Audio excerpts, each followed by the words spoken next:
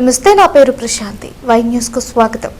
This news sponsors by Shri Krishna enterprises. Railway station ఎదురుగా మా వద్ద అన్ని టీవీలు, ఏసీలు, ఫ్రిడ్జ్లు మరియు అన్ని రకాల ఫర్నిచర్ హోల్సేల్ ధరలకు అమ్మబడును.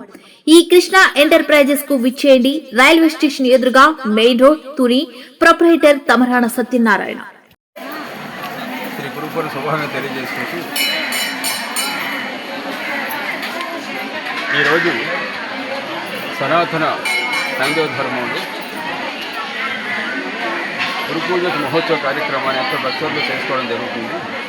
మరి ప్రపంచ ఆధ్యాత్మిక సంస్కృతికి మూలం సనాతన హిందూ ధర్మం.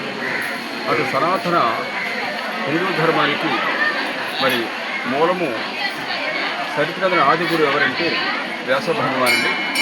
మరి ఆయన అందించినటువంటి ఆధ్యాత్మిక వాంగ్మయమే ఈనాడు ఆధ్యాత్మిక మౌనం ప్రధానంగా.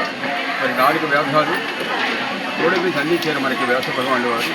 అలాగే మరి 18 పురాణాలు, 36 పురాణాలు అందించారు మనకి. అలాగే మరి మహాభారతం, భాగవతం, మరి భగవద్గీత మహాన్ అంతర్గతం ఇతిహాసాలు మనకు అందించారు. ఎంతో జ్ఞానపూర్ణ గ్రంథాలు మనకు అందించారు ఆ దివ్యపురుషుల శైలిగా మనకి. అంతేకాక విజ్ఞానులు తృప్తి కనుక బ్రహ్మసూత్రాలు రాయన ఉపక్రమించారట ఆషాఢ శుద్ధ పూర్ణం రోజున. ఈరోజు ప్రారంభించారు బ్రహ్మసూత్రానికి ఉపక్రమించారు. రోజు 9 రోజులు చెప్తారు. మరి దీన్ని వ్యాసపూర్ణిమగా గురుకుల భావన చేస్తారు. అయితే మరి వ్యాసపూర్ణిమ రోజున వ్యాస భగవాన్ని పూజించుకోవాలి కదా.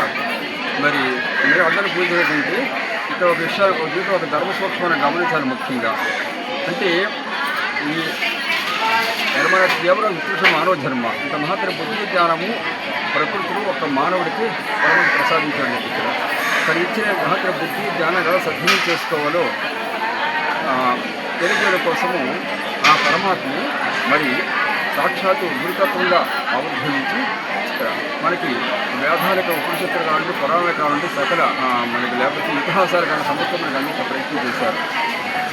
ఈ మహత్తరైనటువంటి విజ్ఞానమే తర్వాత సకల మానవాళ్ళు కూడా అనుసరించి ఆ రీతిగా సాధన చేసి తాను పూర్ణత్వాన్ని పొంది జ్ఞానులుగా పరమాత్మరుగా రూపొందినంతా కూడా అది సనాతన ధర్మంలో కొన్ని వేల మంది మహనీయులు అవతరించారు.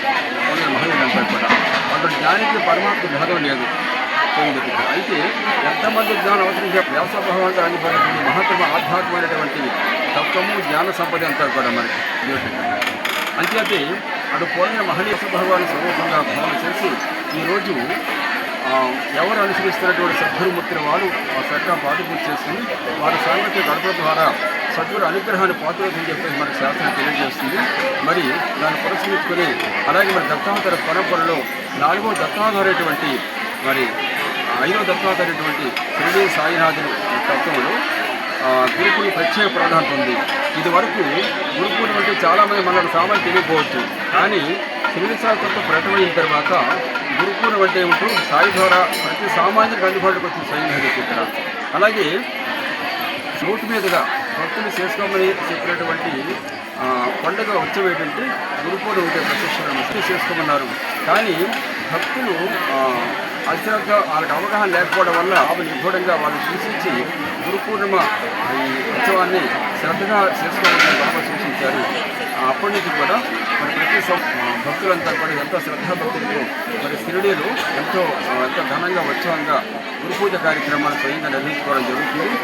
అలాగే శివరతీశ్వర కానీ ప్రపంచంలో ఎక్కడెక్కడ బాబా ఆలయాలు ఉన్నాయో అన్ని ఆలయాలు కూడా ఈరోజు ఎంతో భక్తి శ్రద్ధలతో మరి సాయి భక్తులంతా కూడా గురుపూర్ణంగా ఈ మహోత్సవ కార్యక్రమాన్ని చేసుకోవడం జరుగుతుంది.